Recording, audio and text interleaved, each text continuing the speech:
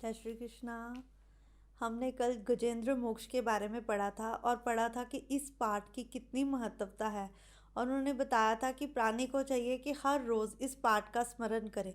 ये पाठ ऐसा है जो मनुष्य को कई प्रकार के दुखों से दूर करता है और प्रभु ऐसी भक्ति हमारी ऐसी भक्ति कर देते हैं कि कई बार हमारा अंत जो है वो बिल्कुल भी दुखदाई नहीं रहता और श्री हरि हमें स्वयं लेने आते हैं।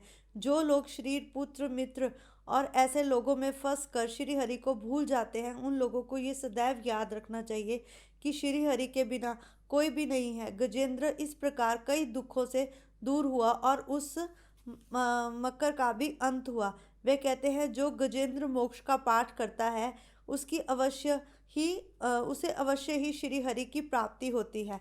लेकिन जो मनुष्य श्री हरि को याद नहीं करता, श्री हरि ये कहते हैं कि मनुष्य को सारी ही जिंदगी श्री हरि का जप करना चाहिए। जीव अंत काल में घबराता है, परंतु जब वह चेतहीन हो जाता है तब यमदूत उसे लेने आते हैं। परंतु अगर वह अपने जीवन काल में श्री हरि को याद करता है, फिर यमदूत उसे लेने नहीं आते, अपितु स्वयं श्री हरि उसे लेने के लिए आते हैं। गजेंद्र प्रार्थना कर रहा है, अब तो मुझे अविनाशी दिव्य शरीर दीजिए। यमुना महारानी की कृपा से अलौकिक शरीर के दान मिलता है। नाथ कृपा करें, मुझे अविनाशी तेजोमय शरीर दीजिए। नाथ आप शीघ्र ही पधारे। हे गोविंद, हे नारायण, मैं आपकी स्तुति कर रहा हूँ। हे गोविंद, हे दीना बंधु, कृपा कर मुझे दर्शन दीजिए। जब उस गजराज को बचाने के लिए ब्रह्मा आदि देवता भी आए, तब भी वह किसी की भी तब भी मक्र का अंत किसी से भी ना हुआ, परंतु श्री हरि के आते ही उस मक्र का अंत हुआ। गजेंद्र ने भगवान को जब आते हुए देखा तो उसने सरोवर में से एक कमल का फूल लेकर भगवान को अर्पित किया। तुलसी और कमल परमात्मा को अति प्रिय हैं। परमात्मा की नाभि से ही वह उत्पन्न होते हैं। भगवान ने उस कमल के फूल को स्वीकार किया और अपने सुदर्शन चक्र से मगरमच्छ का वध किया। ज्ञान चक्र से ही काल का नाश हो सकता है। एक बात याद रखना, जो सुदर्शन कवर पड़ता है, जो गजेंद्र मोक्ष का जाप करता है, जो श्री हरि का जाप करता है, उसका इस युग में क्या कई युगों तक उद्धार हो जाता है। ब्रह्म ज्ञानी कहते हैं उसे स्वयं मोक्ष की प्राप्ति होती है। एक बात याद रखना, शुकदेव जी ऐसे महाज्ञानी थे जिन्हें ब्रह्म दृष्टि की प्राप्ति थी। ऐसे ज्ञानी के लिए संसार बाधक नहीं है। अज्ञानी के लिए ये संसार बाधक है, ज्ञानी के लिए नहीं। मनुष्य का ज्ञान ही पकड़ से छूटता है। भगवान ने सुदर्शन चक्र से मगरमच्छ की हत्या की थी, अर्थात सुदर्शन भगवान के दर्शन से काल की हत्या हुई। सर्व के भगवत दर्शन ही सुदर्शन है। जब काल पकड़ता है तो उसकी पकड़ से काल के भी काल का नाश हो जाता है। सुदर्शन से काल रूपी मगर का नाश हुआ। एक बात याद रखो, जिसे लेने श्री हरि आते हैं उसका कोई भी कुछ भी नहीं बिगाड़ सकता। उसके कितने जन्मों के कैसे भी पाप क्यों ना हो, सब नाश हो जाते हैं। सब में श्री कृष्ण का दर्शन करते करते उसे अपने श्री कृष्ण का ही दर्शन होने लगता है। अगर हम हर एक में प्रभु को खोजते हैं, हमें चारों तरफ प्रभु नजर आते हैं। इसका मतलब है कि प्रभु ने हमें अपना लिया है। जो श्री हरि का जाप करता है वह गजेंद्र के भांति श्री हरि को पा ही लेता है। पूर्व जन्म में गजेंद्र इंद्रधूमन नामक राजा था। वह ध्यान में बैठा हुआ था। वहीं अगस्त्य मुनि आए। राजा ने उठकर उनका स्वागत नहीं किया तो मुनि को ये व्यवहार अपमानजनक लगा। भगवान से अधिक उनके भक्त का सम्मान किया जाना चाहिए।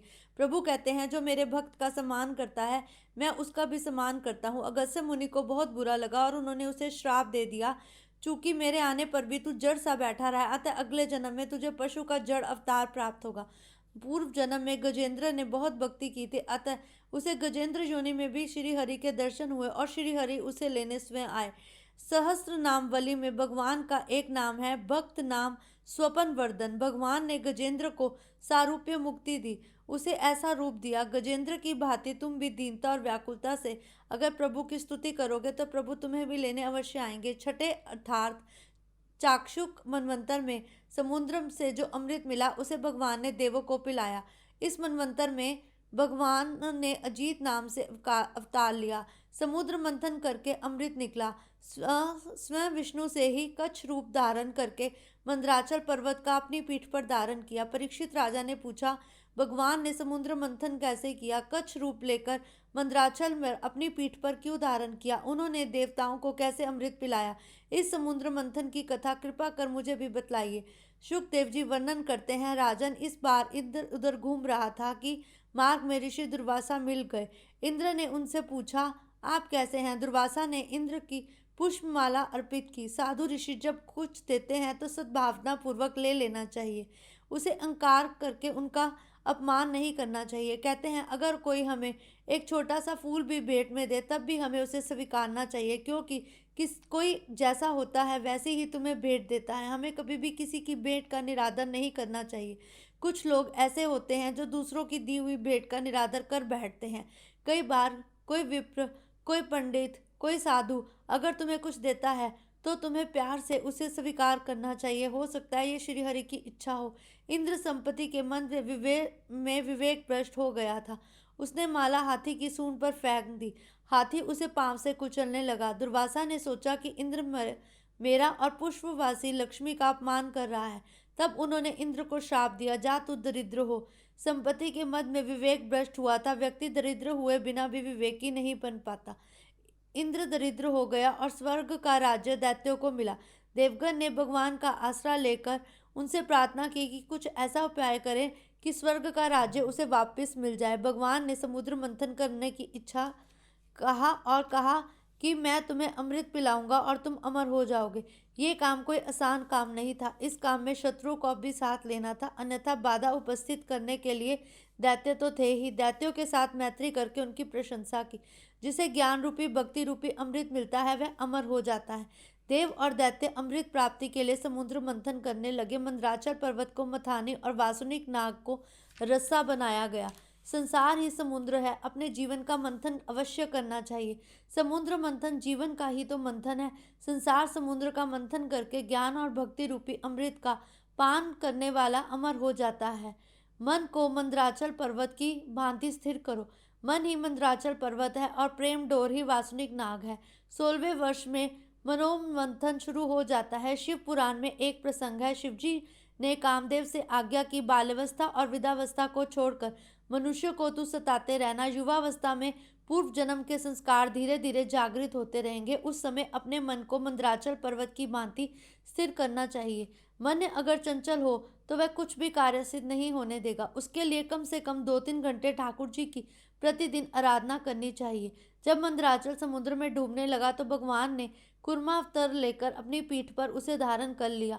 अपने मन में तुम ठाकुर जी से किसी भी स्वरूप में स्थिर कर रखो। मन का स्वभाव होता है मात्र साकार वस्तु के ही दर्शन करने का। सगुण का साक्षात्कार भली भांति ना हो तब निर्गुण में दृष्टि स्थिर नहीं हो पाती। निराधार मन संसार में डूब ही जाता है, समुद्र में कभी नहीं डूबेगा।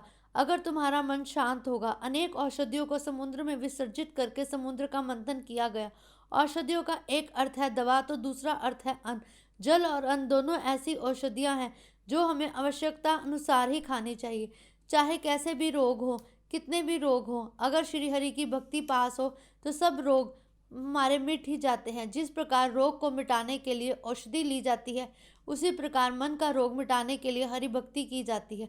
अन्न जल का प्रमाणानुसार ही सेवन करना चाहिए। अगर हमारा शरीर हल्का होगा तो ही हम भजन कर सकते हैं। समुद्र में से प्रथम विष निकला और बाद में अमृत।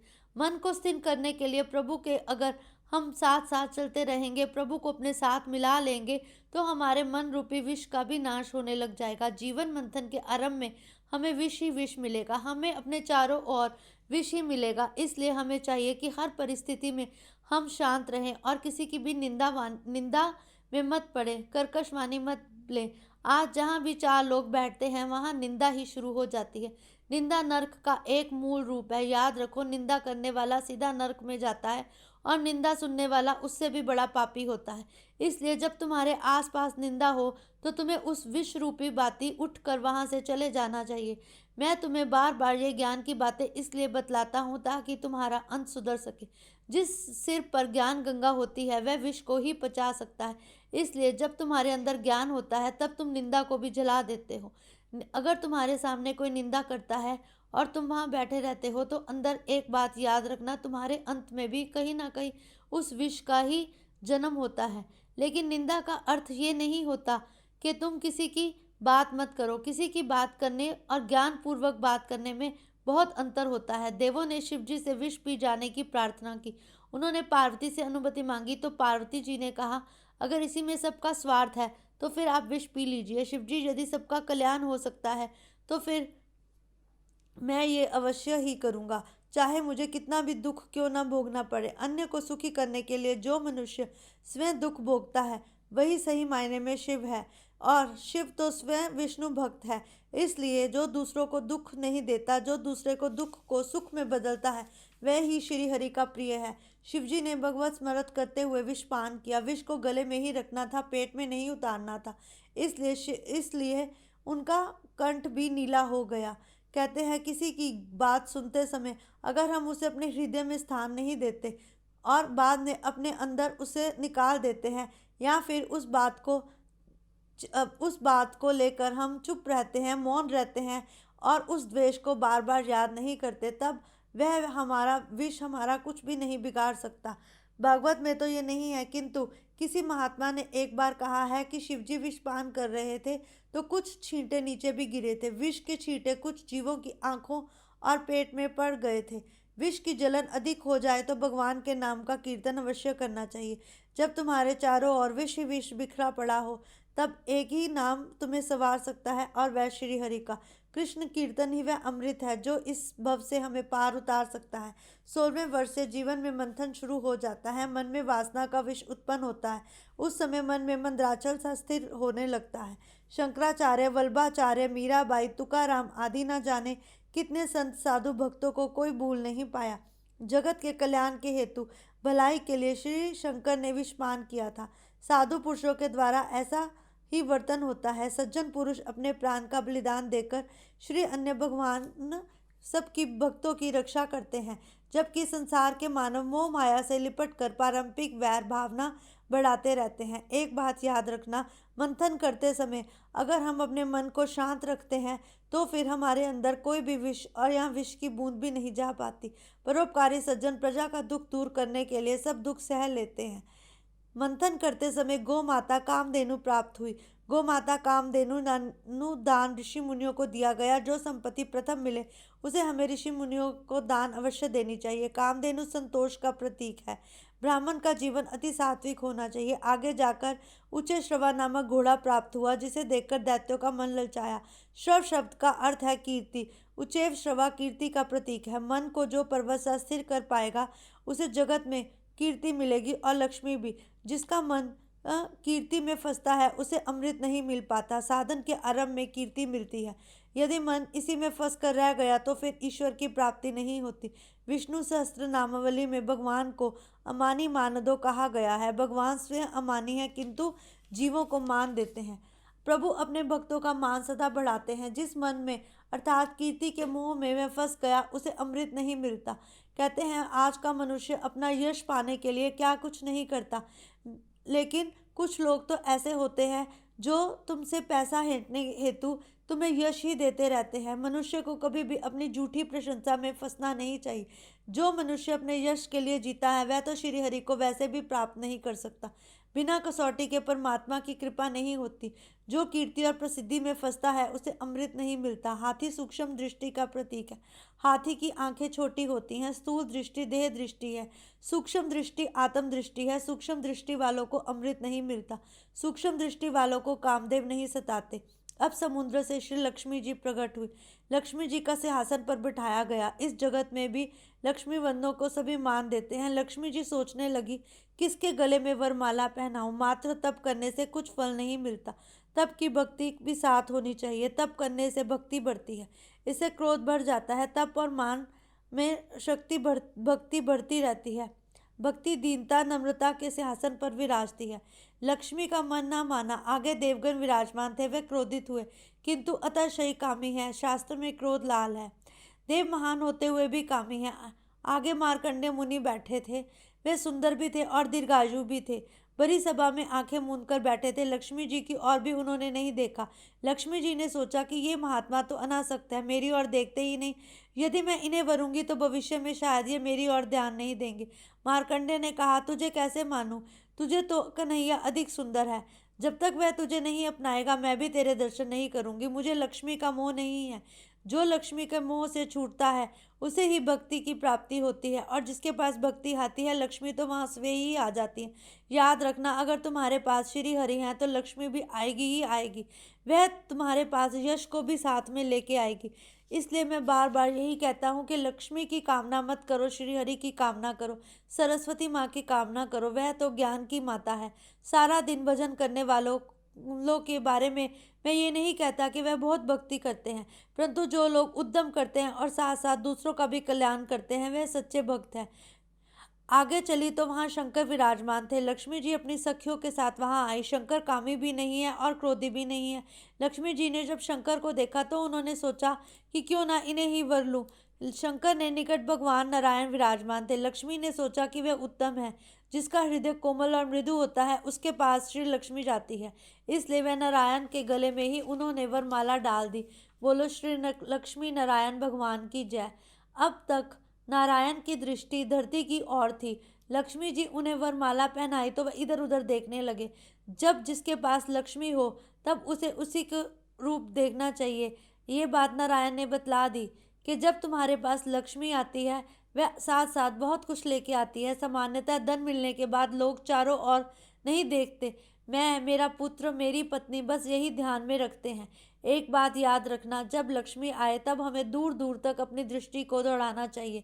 हमें अपनी दृष्टि से दुखियों की मदद करनी चाहिए। समुद्र मंथन का काम आगे चलने लगा। दैत्यों ने सोचा कि एक बार अब जो निकलेगा, इसी बार मदरा निकली। मंथन आगे चला तो भगवान धन्वंतरी अमृत कुंभ लेकर प्रकट हुए। दैत्यों ने वह घड़ा छीन लिया तो देवगुण देव के मारे भगवान की शरण में गए। तो भगवान ने कहा अब शक्ति नहीं है, युक्ति से काम लेना चाहिए।